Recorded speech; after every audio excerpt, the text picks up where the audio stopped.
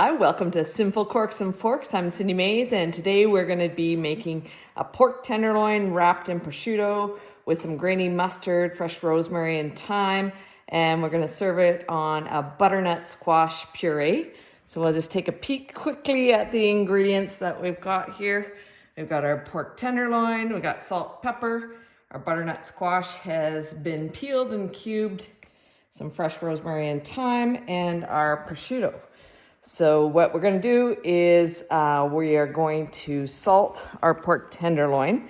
So when you're salting meat, you want to salt it fairly heavy. So kind of make it rain, give it a good salting on all sides. Give it some pepper.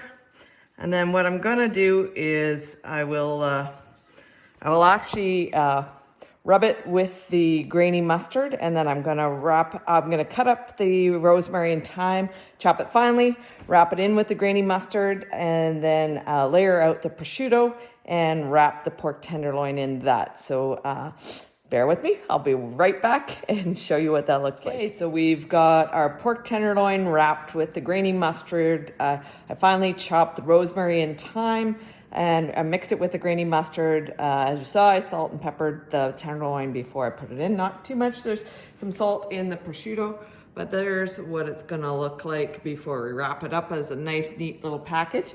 If you're not a big fan of mustard, you could do like mushrooms. So if you finally chop some mushrooms, maybe blended it with a little bit of olive oil and use that as the rub and add the herbs, you can use that in an alternative.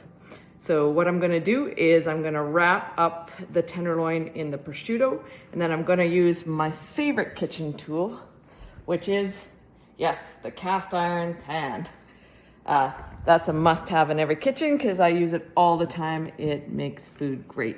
So anyway, I'm gonna just wrap this up and then I'll show you what that looks like. So I'll be right back. We've got the pork tenderloin wrapped up in the prosciutto and it's ready to sear.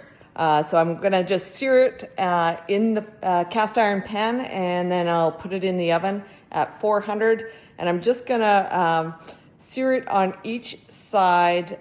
Shouldn't take too long. I'll keep an eye on it. Pork tenderloin, you want to have it kind of medium. You don't want to have it overcooked. Many people used to cook the heck out of pork, but you don't need to cook it to death. But you want just a little bit pink inside. I wait for my pan to heat up. Tonight I am pairing the pork tenderloin with a Moon Curser 2018 Dead of Night wine. If you haven't had a chance to go to Moon Curser, it's an Osoyoos, amazing, awesome wine. Highly, highly recommend it. So we'll see how it pairs tonight with the pork tenderloin. Okay, we're ready to put our pork tenderloin in the pan. Just get it going for the sear. That's the sound that we want to hear. So we're just gonna get it started. Once we get it started, we will put it in the oven. Probably take 15 minutes, 20 minutes, somewhere in there. We'll just check on it until it's cooked to the doneness that we want. We've got our butternut squash right now that's boiling, so we'll make a nice puree of that. And while I wait for the pork tenderloin to cook, I'll enjoy a little sip of my Moon Curser Dead of Night. Oh, so good. All right, so our pork tenderloin has been in the oven at 400 for about 25 minutes, and it is looking good. So what I'm gonna do now is I wanna take it out and rest it. You always wanna rest your meat at least 5 minutes so that the juices can redistribute, so that when you cut it, it doesn't just all the juices come out. And in the meantime, while it's resting, I'll make a bit of a pan sauce just to go over top. I'm gonna add some blueberries to add a little bit of sweetness, a little bit of acidity. I've got some red wine jelly, which would add the sweetness note. I got some red wine I'm gonna put in there for a little tannic, and some butter to make it creamy. So here we go. In the meantime, we've also made our butternut squash puree.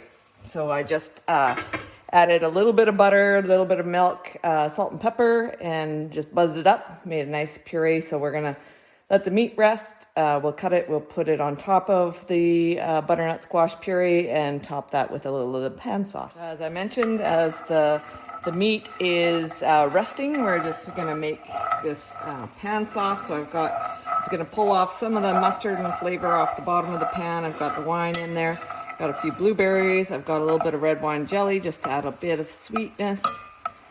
And then at the end, we'll add a little butter just to make a nice shiny sauce and also a very nice creamy sauce. So we'll just let this cook down for a little bit. Then we'll go to slice into the tenderloin, see how it looks. Hopefully it's just nice and pink on the inside, but there's what she looks like when she's all done and resting. Okay, our pork tenderloin has rested. You can see I've sliced it. You can see just a little bit of pink, and that's what we're looking for. So it's still juicy, not rare, but still a little on the juicy. We've got our sauce. You can see that nice shine. That's from adding the butter. Again, our butternut squash puree.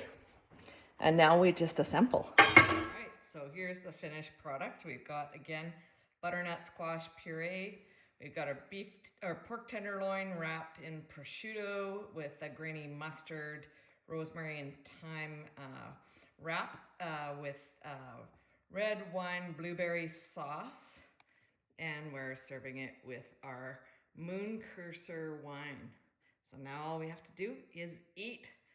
So see you next time.